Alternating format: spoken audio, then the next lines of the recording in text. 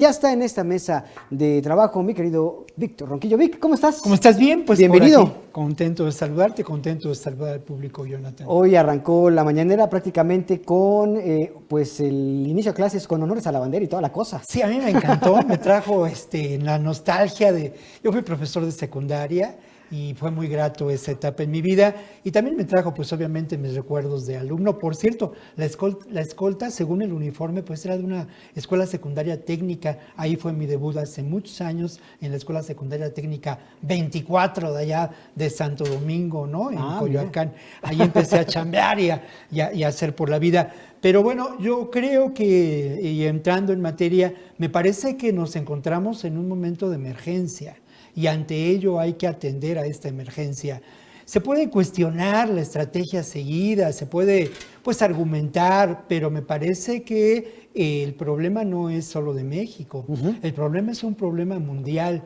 Ni siquiera sabemos cuántas personas, cuántos niños, cuántos jóvenes, cuántos profesores, cuántos investigadores han sido afectados en un proceso determinante en la construcción de civilización y divulgación de la información y de la educación, por supuesto, no hablo de la educación también es una llave para abrir derechos, ¿no? Claro. Es muy importante y obviamente este derecho a la educación tiene que ser garantizado por el Estado. Entonces, bueno, hemos escuchado a este investigador, escuchamos también algunas críticas, me parece que en ocasiones elementales, desde el gabinete del investigador, sin tomar en cuenta la realidad educativa y la emergencia que enfrentamos. Ante ello hay que responder, y hay que responder con los recursos que tenemos. No se ha mencionado algo que es muy importante en cuanto a esos recursos, Jonah, y es el uso del libro de texto. México es un país donde está garantizada la distribución de libros de texto con dificultades, porque así ha sido, claro. Pero el libro de texto de alguna manera permite la generación de una plataforma común. Y lo otro que tampoco se ha mencionado y que es muy valioso es la labor de los profesores. Claro. Nosotros los profesores, y me asumo como tal, mira, hemos navegado a contracorriente y lo vamos a seguir haciendo. Y creo que, yo lo mencionaba en algunas de las intervenciones anteriores, el hecho de que los profesores mantengan a sus grupos, les hayan sido asignados los mismos grupos de primaria, de secundaria, es determinante. Porque un buen profesor, y en México sobran los buenos profesores, sí, mantiene vínculos personales, humanos, sensibles con los estudiantes y con los alumnos. Con los estudiantes y con los padres de ellos. Entonces, ante ese momento de emergencia, me parece, y eso es el tema de esta intervención, Jonah, me parece que encontramos, y eso creo que hay que mirarlo a profundidad, más allá de lo anecdótico, la acción del Estado mexicano en estos momentos, ¿no? Y esa acción tiene que ver con garantizar derechos. Hoy la mañanera trató varios asuntos y vamos a empezar a escuchar estos asuntos. Trató diferentes temas. Por una parte, el esfuerzo de este gobierno, de este Estado, bueno, del Estado mexicano en estos momentos de garantizar el derecho a la educación. Vamos a escuchar la estrategia y los elementos y las herramientas que entran en juego en el intento de garantizar el derecho a la educación que afecta de manera terrible no a México, al mundo entero. Escuchemos. Esto lo haremos a través de 5 diferentes medios y los libros de texto gratuito que se le da a todas las niñas y niños y jóvenes estudiantes, la televisión que la tienen el 94% de las familias mexicanas, a través de radio, sobre todo en comunidades indígenas, vamos a transmitir en 22 diferentes idiomas indígenas clases, y también en los lugares más remotos CONAFE va a repartir de manera personal 700,000 cuadernos impresos y también se utilizará el Internet. Bueno, y preguntabas, Jonah, sobre experiencias, ¿no? Yo remito a la experiencia de la telesecundaria.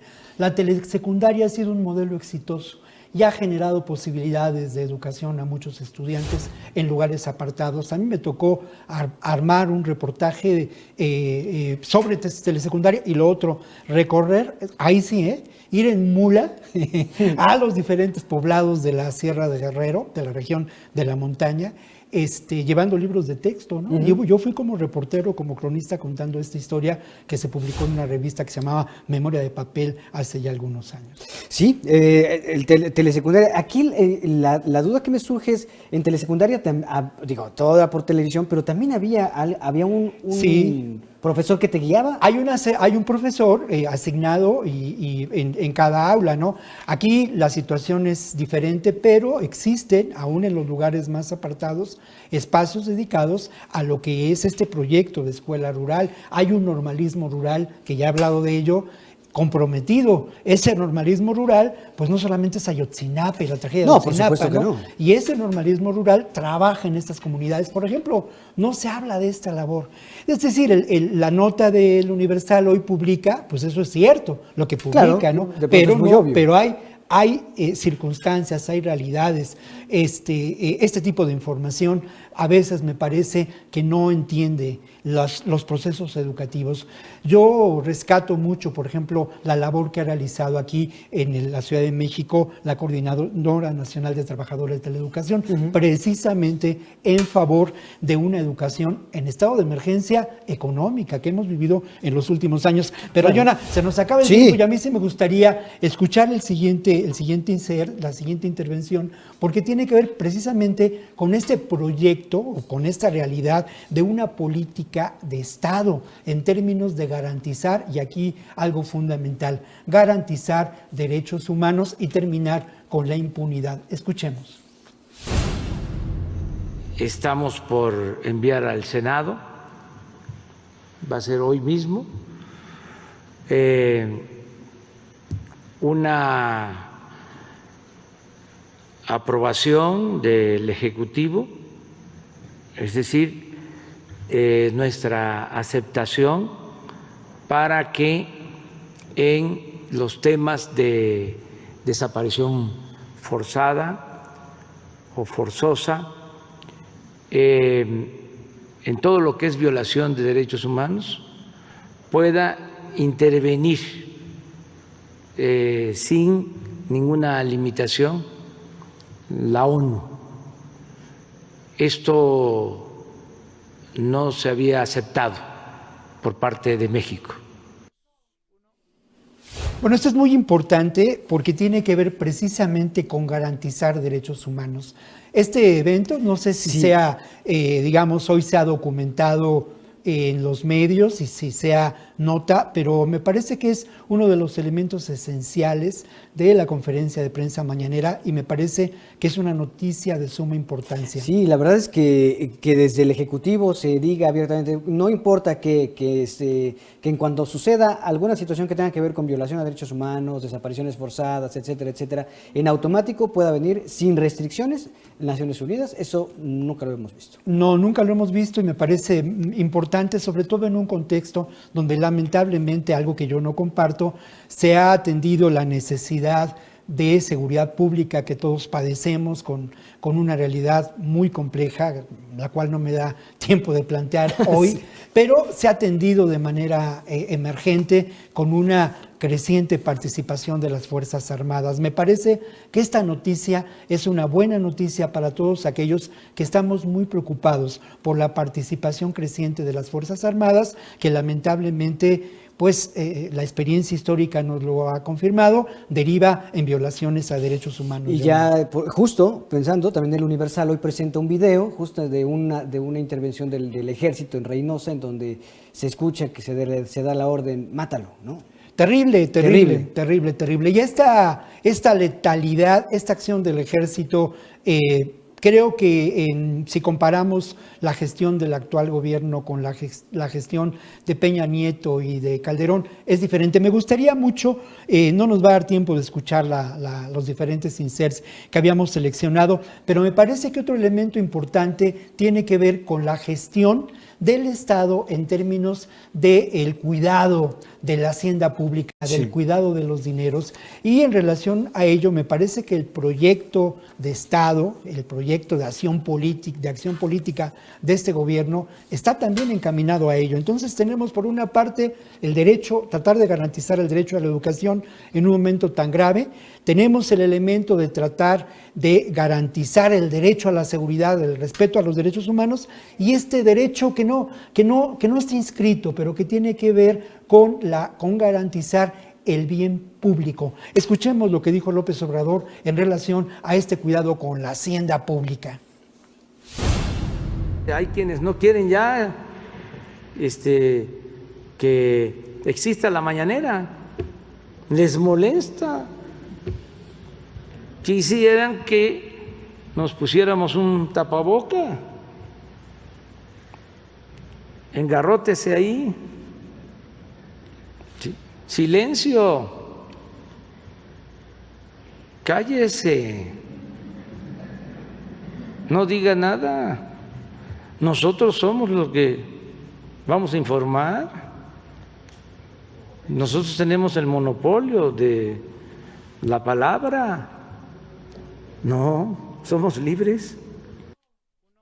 Bueno, en todas las redacciones hay duendes, ¿no? Entonces, a lo mejor yo me equivoqué. Lo más seguro es que yo me haya equivocado, pero ya les mencionaba, es muy importante el otro insert, no importa, ya lo comenté, tenía que ver con garantizar el derecho a la gestión en favor del bien común de los recursos económicos y también los recursos de infraestructura. Decía López Obrador, no vamos a tener tiempo de discutirlo hoy, hubiéramos grabado al aire, la discusión de la redacción.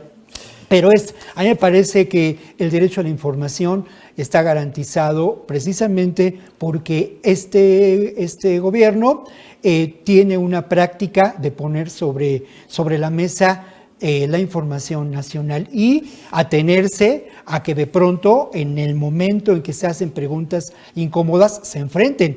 Y lo hemos visto muchas veces. Hay muchos reporteros que, bueno, tienen una línea editorial establecida por sus medios y esa línea editorial contraviene a la que puede considerarse la línea de argumentación del propio gobierno y de su estrategia de comunicación social. Exactamente. Pues a ver, ya lo podremos platicar porque aparte, como dijimos en la redacción, esto se va a calentar cuando le tengan que decir al señor López Obrador que seguramente tendrá que cancelar sus mañaneras en los estados donde habrá elecciones. No sé si se lo vayan a decir. Estás adelantando vísperas.